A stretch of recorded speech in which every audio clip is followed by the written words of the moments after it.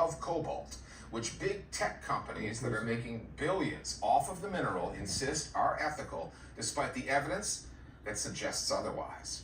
The Listening Post's Nick Muirhead now with more on big tech's dark secret: cobalt mining in the DRC.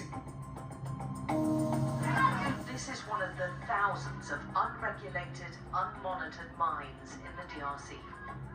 It's crawling with children, working like modern-day slaves. In an explosive report in 2017, Sky News in the UK showed that child labour was being used extensively in an artisanal mine in the Democratic Republic of Congo, the DRC. Army of children are at the heart of the mining production. Companies like Apple said that they would stop purchasing cobalt from artisanal mines and get their supply only from the industrial regulated sector.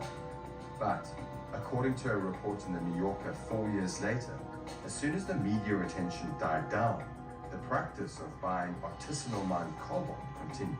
Tech and EV companies will have us believe there's this thick wall between commercial industrial mining with heavy equipment and then this artisanal activity. And the ground truth, the reality is, it's all coming into the formal supply chain. Quand les minéraux quittent le puits, when the ores leave the shaft, you can trace it to a point, but then it gets taken to stalls outside the big mines and is bought by traders who go on to sell it to other larger companies. on revend dans des grandes entreprises.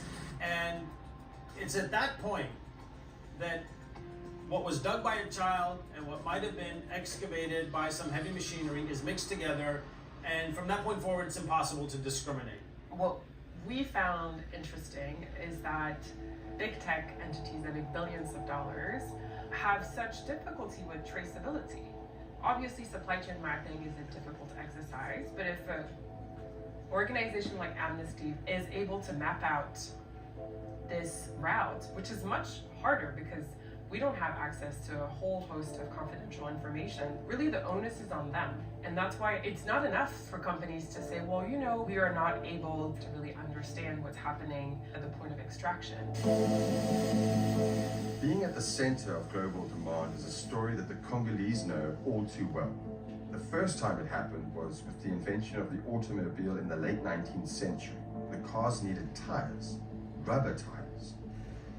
Belgium's King Leopold II was the colonial ruler of what was then ironically called the Free State of Congo. During his reign, the Congolese were tortured, mutilated, and murdered in the millions to force them to meet the demand. The violence of that era is not being repeated in the DRC today, but the current global demand for cobalt is being driven by necessity. To slow the climate crisis, the world needs to transition to renewable energy, which is unlikely to happen without cobalt. The DRC sits atop an estimated 3.4 million metric tons of it, almost half of the known supply. The Congo is blessed with enormous resource wealth, blessed but also cursed.